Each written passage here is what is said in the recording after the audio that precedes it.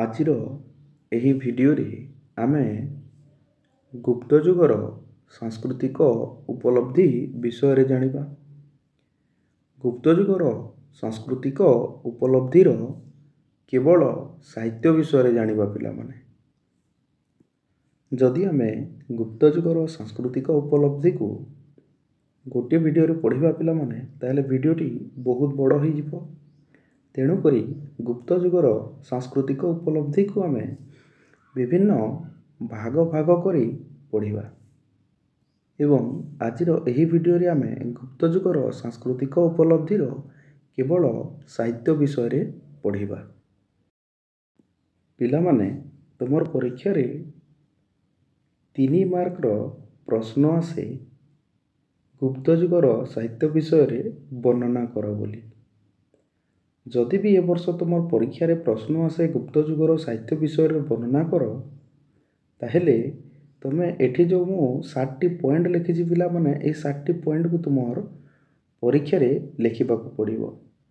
ଆଉ ଏହି 7ଟି ପଏଣ୍ଟକୁ ତୁମର ପରୀକ୍ଷାରେ ଲେଖିଦେବା ଦ୍ୱାରା ତୁମର ଉତ୍ତରଟି ସମ୍ପୂର୍ଣ୍ଣ ହୋଇଯିବ। ଏହି 7ଟି ପଏଣ୍ଟ କ'ଣ କ'ଣ ଅଛି ପିଲାମାନେ, ଚାଲ ଆମେ ଜାଣିବା ଏବଂ ବୁଝିବା। ପିଲାମାନେ, ଗୁପ୍ତ ଯୁଗର ଶାସନ ସମୟ ହେଉଛି 3ୟ ଶତାବ୍ଦୀ ଠାରୁ 6ଠ ଶତାବ୍ଦୀ ପର୍ଯ୍ୟନ୍ତ। ଗୁପ୍ତ ଯୁଗରେ ସାଂସ୍କୃତିକ ନବଜାଗରଣ ହୋଇଥିଲା ବା ଗୁପ୍ତ ଯୁଗକୁ ଆହୁରି ସାଂସ୍କୃତିକ ନବଜାଗରଣର ଯୁଗ ବୋଲି କୁହାଯାଏ। ଏହି ଗୁପ୍ତ ଯୁଗର ଶାସନ ସମୟରେ ଶୀର୍ଷ ସ୍ଥାନରେ ପହଞ୍ଚି ପାରିଥିଲା ଧର୍ମ, ସାହିତ୍ୟ, ଦର୍ଶନ, ବିଜ୍ଞାନ, କଳା ଓ ସ୍ଥାପତ୍ୟ। ତେଣୁକରି ପ୍ରାଚୀନ ଭାରତ ଇତିହାସରେ ଗୁପ୍ତ ଯୁଗକୁ ସୁବର୍ଣ୍ଣ ଯୁଗ ବୋଲି କୁହାଯାଏ।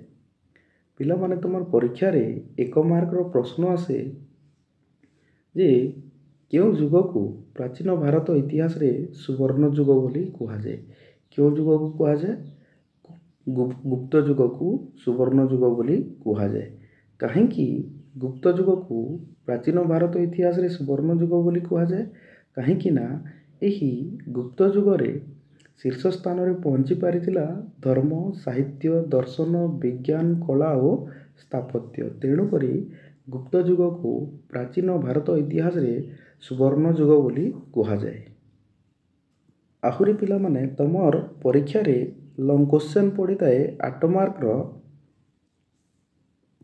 ଗୁପ୍ତ ଯୁଗକୁ କାହିଁକି ସୁବର୍ଣ୍ଣ ଯୁଗ ବୋଲି କୁହାଯାଏ।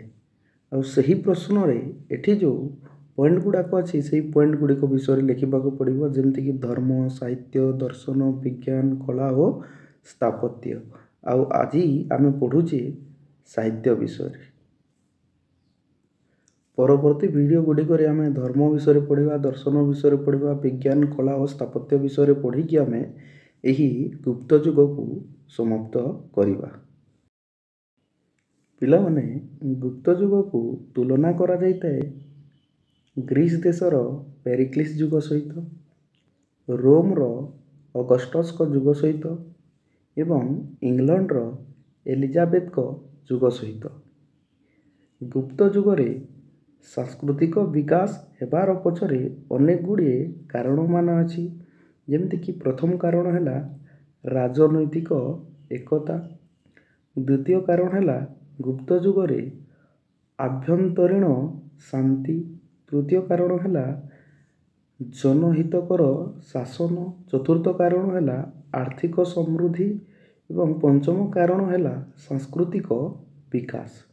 ଏହି ସମସ୍ତ କାରଣ ପାଇଁ ଗୁପ୍ତ ଯୁଗରେ ସାଂସ୍କୃତିକ ବିକାଶ ହୋଇପାରିଥିଲା ବା ସାଂସ୍କୃତିକ ଉନ୍ନତି ହୋଇପାରିଥିଲା ଏବଂ ତେଣୁକରି ଗୁପ୍ତ ଯୁଗକୁ ସୁବର୍ଣ୍ଣ ଯୁଗ ବୋଲି ବି କୁହାଗଲା।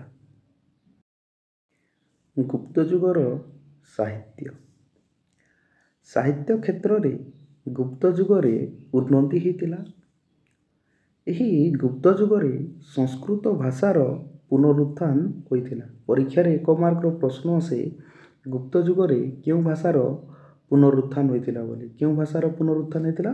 ସଂସ୍କୃତ ଭାଷାର ପୁନରୁତ୍ଥାନ ହୋଇଥିଲା ଏବଂ ସଂସ୍କୃତ ଭାଷାରେ ଅନେକ ଗୁଡ଼ିଏ ଜିନିଷ ରଚନା କରାଯାଇଥିଲା, ଯେମିତି କାବ୍ୟ, ନାଟକ, ବ୍ୟାକରଣ, ଅଭିଧାନ, ଲୋକଗଳ୍ପ, ପ୍ରବନ୍ଧ ଓ କାବ୍ୟତତ୍ତ୍ୱ। ଏହି ସମସ୍ତ ସଂସ୍କୃତ ଭାଷାରେ ଗୁପ୍ତ ଯୁଗରେ ରଚନା କରାଯାଇଥିଲା।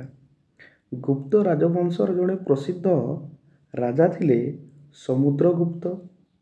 ସେ ଜଣେ ନିଜେ କବି ଥିଲେ। ପରୀକ୍ଷାରେ ପ୍ରଶ୍ନ ଆସିଯାଏ, ସମୁଦ୍ରଗୁପ୍ତ କିଏ ଥିଲେ? ସମୁଦ୍ରଗୁପ୍ତ ଗୁପ୍ତ ରାଜବଂଶର ରାଜା ଥିଲେ ଏବଂ ସେ ଜଣେ ନିଜେ କବି ଥିଲେ। ତାଙ୍କୁ କବିରାଜ ଉପାଧି ମିଳିଥିଲା। ଏଇଟା ବି ପିଲାମାନେ ପରୀକ୍ଷା 1 ମାର୍କର ପ୍ରଶ୍ନ ଆସେ, ସମୁଦ୍ରଗୁପ୍ତଙ୍କୁ କେଉଁ ଉପାଧି ମିଳିଥିଲା? କେଉଁ ଉପାଧି ମିଳିଥିଲା? କବିରାଜ ଉପାଧି ମିଳିଥିଲା। ଏବଂ ଏହି ସମୁଦ୍ରଗୁପ୍ତଙ୍କର ମନ୍ତ୍ରୀ ଥିଲେ ହରିସେନ। ପରୀକ୍ଷାରେ ଏହା ବି ପ୍ରଶ୍ନ ଆସିଯାଏ, ହରିସେନ କିଏ ଥିଲେ? ହରିସେନ ଥିଲେ ସମୁଦ୍ରଗୁପ୍ତଙ୍କ ମନ୍ତ୍ରୀ ଏବଂ ହରିସେନ ରଚନା କରିଥିଲେ ଆହ୍ଲାବାଦ ପ୍ରଶସ୍ତି। ଏହି ସଂସ୍କୃତ ସାହିତ୍ୟ ପିଲାମାନେ ଗୁପ୍ତ ଯୁଗର 2 ଭାଗରେ ବିଭାଜନ ହୋଇଥାଏ। ପ୍ରଥମଟି ହେଲା ଧର୍ମୀୟ ସଂସ୍କୃତ ସାହିତ୍ୟ ଓ ଦ୍ୱିତୀୟଟି ହେଲା ସାଧାରଣ ସଂସ୍କୃତ ସାହିତ୍ୟ। ଧର୍ମୀୟ ସଂସ୍କୃତ ସାହିତ୍ୟ। ଗୁପ୍ତ ଯୁଗରେ ଅନେକ ଗୁଡ଼ିଏ ଧର୍ମୀୟ ସଂସ୍କୃତ ସାହିତ୍ୟ ରଚନା କରାଯାଇଥିଲା। ସେଗୁଡ଼ିକ ମଧ୍ୟରୁ ହେଉଛି ଅଷ୍ଟାଦଶ ପୁରାଣ, ଉପପୁରାଣ, ସ୍ମୃତି ସାହିତ୍ୟ ରଚନା, ଯେମିତିକି ଯାଜ୍ଞବଲ୍କ୍ୟ ସ୍ମୃତି, ନାରଦ ସ୍ମୃତି, କାତ୍ୟାୟନ ସ୍ମୃତି, ବୃହସ୍ପତି ସ୍ମୃତି ଇତ୍ୟାଦି। ନୀତିଶାସ୍ତ୍ର ରଚନା କରାଯାଇଥିଲା ଏବଂ ନୀତିଶାସ୍ତ୍ରରେ ରାଜ୍ୟ ଶାସନର ନୀତି ନିୟମ ବିଷୟରେ ବର୍ଣ୍ଣନା କରାଯାଇଥାଏ। କାମୋଦକ ନୀତିସାର ରଚନା କରିଥିଲେ। ଆହୁରି ରାମାୟଣ ମହାଭାରତ ମଧ୍ୟ ରଚନା କରାଯାଇଥିଲା। ଏହି ସମସ୍ତ ଧର୍ମୀୟ ସଂସ୍କୃତ ସାହିତ୍ୟ ଗୁଡ଼ିକର ଉନ୍ନତି ହୋଇଥିଲା ଗୁପ୍ତ ଯୁଗରେ। ବର୍ତ୍ତମାନ ଆମେ ଜାଣିବା ପିଲାମାନେ ସାଧାରଣ ସଂସ୍କୃତ ସାହିତ୍ୟ ବିଷୟରେ ଏବଂ ଏହି ସାଧାରଣ ସଂସ୍କୃତ ସାହିତ୍ୟରେ ଧର୍ମ ବିଷୟରେ ବର୍ଣ୍ଣନା କରାଯାଇ ନଥାଏ। ଏହି ସାଧାରଣ ସଂସ୍କୃତ ସାହିତ୍ୟ ଗୁଡ଼ିକ ସଂସ୍କୃତ ଭାଷାରେ ରଚନା କରାଯାଇଥିଲା। ଏହି ଗୁପ୍ତ ଯୁଗରେ ପ୍ରଖ୍ୟାତ ସାହିତ୍ୟ ସ୍ରଷ୍ଟାମାନେ ଥିଲେ କାଳିଦାସ, ଭାସ, ଶୂଦ୍ରକ, ବିଶାଖାଦତ୍ତ, ଭାରବୀ, ଭଟ୍ଟି ଇତ୍ୟାଦି। ଏବେ ଜାଣିବା ପିଲାମାନେ ଆମେ ଗୁପ୍ତ ଯୁଗରେ ରଚନା କରାଯାଇଥିବା ନାଟକମାନଙ୍କ ବିଷୟରେ। କାଳିଦାସ 3ଟି ନାଟକ ରଚନା କରିଥିଲେ। ପ୍ରଥମ ନାଟକଟି ହେଉଛି ଅଭିଜ୍ଞାନ ଶକୁନ୍ତଳମ୍, ଦ୍ୱିତୀୟ ନାଟକଟି ହେଉଛି ମାଳବିକାଗ୍ନିମିତ୍ରମ୍ ଏବଂ ତୃତୀୟ ନାଟକଟି ହେଉଛି ବିକ୍ରମୋର୍ବଶ୍ୟମ୍। ପରୀକ୍ଷାରେ ପ୍ରଶ୍ନ ଆସିଯାଏ ପିଲାମାନେ, କାଳିଦାସଙ୍କ ଦ୍ୱାରା ରଚିତ ନାଟକ ଗୁଡ଼ିକର ନାମ କ'ଣ କ'ଣ ଥିଲା ବୋଲି।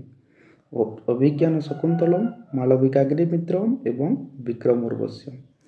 କାଳିଦାସଙ୍କୁ ଭାରତର ସେକ୍ସପିୟର ବୋଲି କୁହାଯାଏ। ଏହା ବି ପରୀକ୍ଷାରେ ପ୍ରଶ୍ନ ଆସିଯାଏ ପିଲାମାନେ 1 ମାର୍କର, କାହାକୁ ଭାରତର ସେକ୍ସପିୟର ବୋଲିକି କୁହାଯାଏ? କାହାକୁ କୁହାଯାଏ? କାଳିଦାସଙ୍କୁ। ସେହିପରି ଭାସ ରଚନା କରିଥିଲେ ଉରୁଭାଙ୍ଗ, ଅଭିଷେକ, ସ୍ୱପ୍ନ, ବାସବଦତ୍ତମ୍। ଏହି 3ଟି ନାଟକ ଭାସ ରଚନା କରିଥିଲେ। ବିଶାଖାଦତ୍ତ ରଚନା କରିଥିଲେ ମୁଦ୍ରାରାକ୍ଷସ ଓ ଦେବୀ ଚନ୍ଦ୍ରଗୁପ୍ତମ୍। ଏହା ବି ପରୀକ୍ଷା ଦୃଷ୍ଟିରୁ ଅତ୍ୟନ୍ତ ଗୁରୁତ୍ୱପୂର୍ଣ୍ଣ, ଏହା ପଡ଼ିଯାଏ ପ୍ରଶ୍ନ। ଶୂଦ୍ରକ ରଚନା କରିଥିଲେ ମୃଚ୍ଛକଟିକମ୍। ପରୀକ୍ଷା ଦୃଷ୍ଟିରୁ ଏହା ବି ଅତ୍ୟନ୍ତ ଗୁରୁତ୍ୱପୂର୍ଣ୍ଣ ପିଲାମାନେ। ମୃଚ୍ଛକଟିକମ୍ କିଏ ରଚନା କରିଥିଲେ ବୋଲିକି ପରୀକ୍ଷାରେ ପ୍ରଶ୍ନ ଆସେ। ମୃଚ୍ଛକଟିକମ୍ କିଏ ରଚନା କରିଥିଲେ? ଶୂଦ୍ରକ ରଚନା କରିଥିଲେ। ଏବଂ ଏହି ଗୁପ୍ତ ଯୁଗର ନାଟକ ଗୁଡ଼ିକ ଅତ୍ୟନ୍ତ ଆକର୍ଷଣୀୟ ଥିଲା, କାହିଁକି ନା ଏହାର ବର୍ଣ୍ଣନା ଅତ୍ୟନ୍ତ ସରଳ ଥିଲା। ଏହି ନାଟକ ଗୁଡ଼ିକର ଆଦର୍ଶ ମନମୋହି ନେଉଥିଲା। ତା ସହିତ ଏହି ନାଟକ ଗୁଡ଼ିକର ଉପସ୍ଥାପନା ଅତ୍ୟନ୍ତ ସୁନ୍ଦର ଥିଲା। ତେଣୁକରି ଏହି ନାଟକ ଗୁଡ଼ିକ ଆକର୍ଷଣ ଥିଲା। ପିଲାମାନେ ଏଇଠି ଦେଖିପାରୁଥିବ ପଢ଼େଇକି ବୁଝେଇବାର ଜିନିଷ କିଛି ନାହିଁ।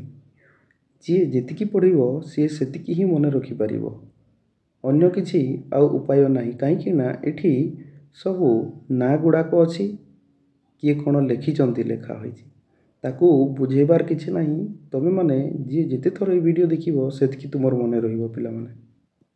ବର୍ତ୍ତମାନ ଜାଣିବା ଆମେ ଗୀତି କବିତା ବିଷୟରେ।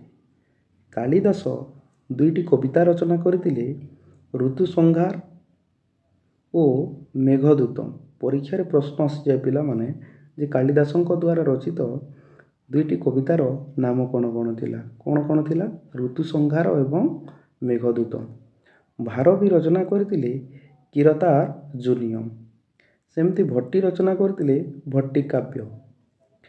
ଭୌମକ ରଚନା କରିଥିଲେ ରାବଣର ଜୁନିୟମ୍। ମାଘ ରଚନା କରିଥିଲେ ଶିଶୁପାଲମ୍ ବଧମ୍। ଭର୍ତ୍ତୃହାରୀ ରଚନା କରିଥିଲେ ତିନୋଟି କବିତା, ଶୃଙ୍ଗାର ଶତକ, ନୀତି ଶତକ, ବୈରାଗ୍ୟ ଶତକ। ସେମିତି ବୁଦ୍ଧଘୋଷ ରଚନା କରିଥିଲେ ପଦ୍ୟ ଚୂଡ଼ାମଣି। ପରୀକ୍ଷା ଦୃଷ୍ଟିରୁ ଏ ସମସ୍ତ ଗୁରୁତ୍ୱପୂର୍ଣ୍ଣ ଅଟେ ପିଲାମାନେ। ଯେକୌଣସି ବି ପରୀକ୍ଷାରେ ତୁମର ପ୍ରଶ୍ନ ଆସିପାରେ।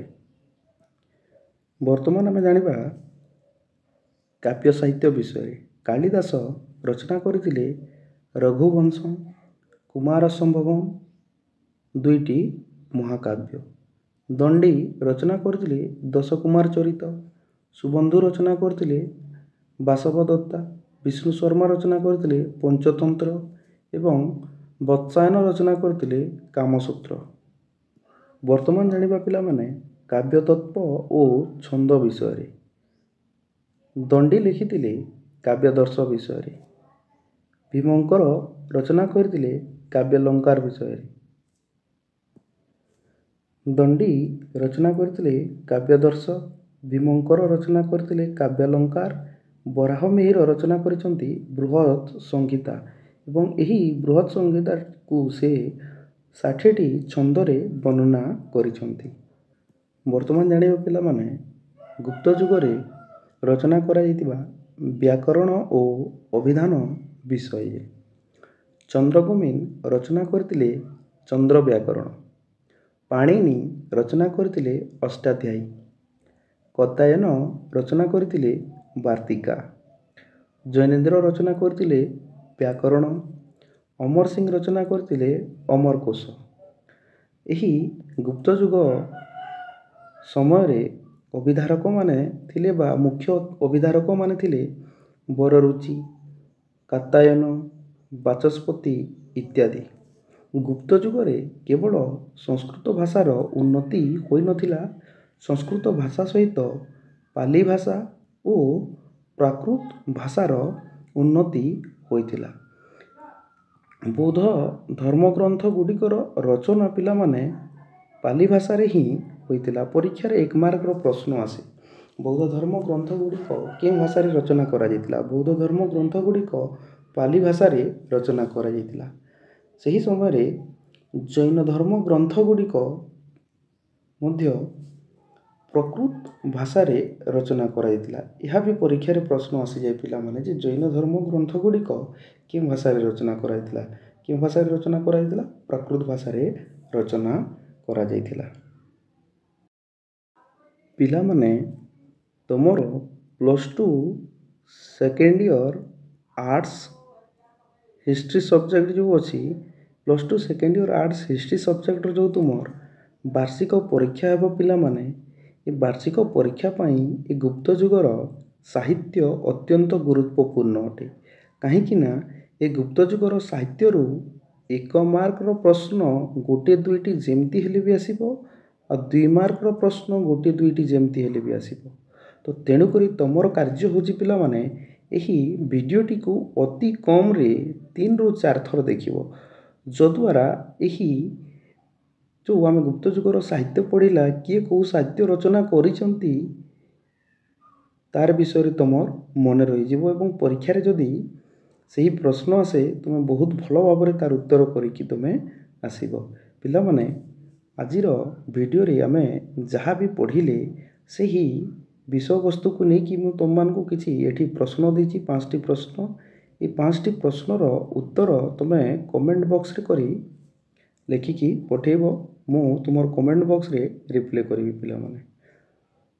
ଯେମିତି ହେଲେ ବି ପିଲାମାନେ ଏହି ଭିଡ଼ିଓଟିକୁ 3ରୁ 4 ଥର ଦେଖିବ, କାହିଁକିନା 1 ମାର୍କ ଆଉ 2 ମାର୍କର ପ୍ରଶ୍ନ ମୁଁ କହୁଛି ପିଲାମାନେ ଏଠୁ ବାଧ୍ୟ ଆସିବ 1-2ଟା। ଭିଡ଼ିଓଟି ଯଦି ଭଲ ଲାଗିଥିବ ତାହେଲେ ପିଲାମାନେ ଭିଡ଼ିଓଟିକୁ ଲାଇକ୍ କରିଦେବ ଏବଂ ଚ୍ୟାନେଲଟିକୁ ସବସ୍କ୍ରାଇବ୍ କରିଦେବ।